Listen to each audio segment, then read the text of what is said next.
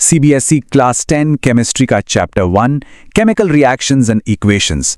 इसमें अच्छे मार्क्स कैसे लाएं, आज हम यही जानने वाले हैं पिछले कई सालों के बोर्ड पेपर्स को एनालाइज करके और उन पैटर्न्स को ढूंढकर जो स्मार्ट तैयारी में मदद करेंगे। तो अब अंदाजे लगाने की कोई जरूरत नहीं है, हमने 10 साल के पेपर्स को खंगाला है और पता है क्या, पैटर्न इतना प्रिडिक्टेबल है कि यकीन नहीं होगा। ये एक तरह से आपका ब्लूप्रिंट है इस चैप्टर को मास्टर करने का। तो चलिए इस चैप्टर के कोड को क्रैक करते हैं। हमने जब पेपर्स को देखा तो एक बहुत ही दिलचस्प बात सामने आई कि ज्यादातर मार्क्स कुछ गिने चुने बार बार आने वाले कॉन्सेप्ट से ही आते हैं। 80%, सोचिए जरा, 80% सवाल सिर्फ 4 कोर कॉन्सेप्ट से। इसका सीधा मतलब है कि अगर इन टॉपिक्स पर फोकस कर लिया तो स्मार्ट तरीके से तैयारी हो जाएगी। तो सवाल यह है कि ये 4 टॉपिक्स है कौन से? चलिए देखते हैं। पहला हाई यील्ड टॉपिक, और ये तो समझ लीजिए कि मार्क्स का पक्का सोर्स है, द बैलेंसिंग एक्ट, यानी केमिकल इक्वेशंस को बैलेंस करना। ये एक ऐसा फंडामेंटल स्किल है जो एग्जाम्स में लगभग हर बार किसी न किसी फॉर्म में आता ही है। अच्छा, एक सवाल, हम इक्वेशंस को बैलेंस करते ही क्यों हैं? इसके पीछे है साइंस का एक fundamental law, the law of conservation of mass. Board बस ये चेक करना चाहता है कि ये बेसिक कॉन्सेप्ट क्लियर है या नहीं। अब देखिए, ये हैं वो कुछ इक्वेशंस जो पिछले पेपर्स में बार बार देखने को मिली हैं। ये थोड़ी ट्रिकी हो सकती हैं, इसलिए इनकी प्रैक्टिस करना तो बिल्कुल मस्ट है। ओके, बैलेंसिंग के बाद अब आते हैं चैप्टर के सबसे इंपॉर्टेंट सेक्शन पर, टाइप्स ऑफ रिएक्शंस। यकीन मानिए इस चैप्टर का दिल यही है, इनको समझना और पहचानना क्रिटिकल है। तो सबसे ज्यादा क्या टेस्ट किया जाता है? वो है रिएक्शंस के टाइप्स को आइडेंटिफाई करना। और हमारे एनालिसिस के हिसाब से एग्जामिनर्स के 2 फेवरेट टाइप्स हैं। चलिए पता लगाते हैं वो कौन से हैं। पहला है डीकॉम्पोजिशन रिएक्शन। इसमें एक कंपाउंड टूटकर सिंपलर सब्सटेंस बनाता है, लेकिन की पॉइंट क्या है? इसे एनर्जी चाहिए, और वो एनर्जी 3 फॉर्म्स में हो सकती है, हीट, लाइट या इलेक्ट्रिसिटी। इन तीनों पर ध्यान देना बहुत जरूरी है, क्योंकि सवाल अक्सर यहीं से बनता है कि एनर्जी का सोर्स क्या था। और ये स्लाइड तो गोल्ड माइन है।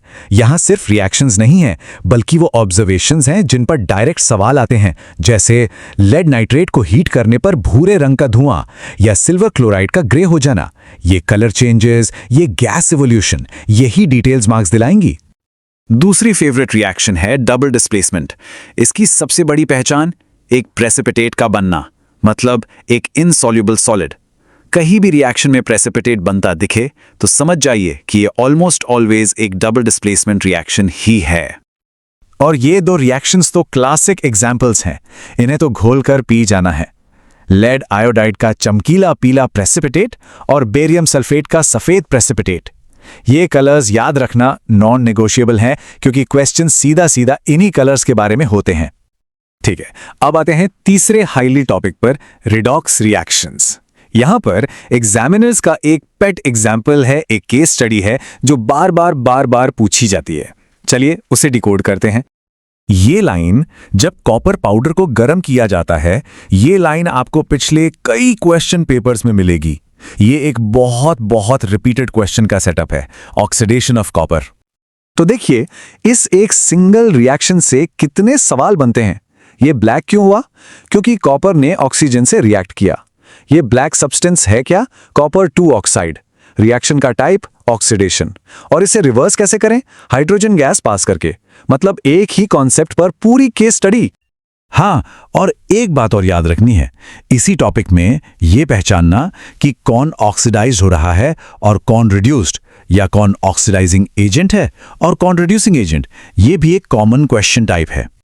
तो कॉन्सेप्ट्स तो हमने देख लिए, लेकिन सिर्फ ये जानना काफी नहीं है कि क्या पढ़ना है, ये भी समझना जरूरी है कि कैसे पूछा जाएगा। तो पेपर का फॉर्मेट कैसा होता है? हमारा एनालिसिस बताता है कि ब्रेकडाउन कुछ ऐसा रहता है, और यहां देखिए, एमसीक्यूज और असर्शन रीजन मिलाकर 55% वेटेज रखते हैं, मतलब आधे से ज्यादा पेपर ऑब्जेक्टिव टाइप है। ये एक बहुत बड़ा इंसाइट है। असर्शन रीजन क्वेश्चंस, ये अक्सर स्टूडेंट्स को कंफ्यूज करते हैं, लेकिन इन्हें सॉल्व करने का एक सिंपल 3 स्टेप लॉजिक है। स्टेप 1, क्या असर्शन ट्रू है? स्टेप 2, क्या रीजन ट्रू है? और सबसे इंपॉर्टेंट स्टेप 3, क्या रीजन असर्शन को करेक्टली एक्सप्लेन करता है?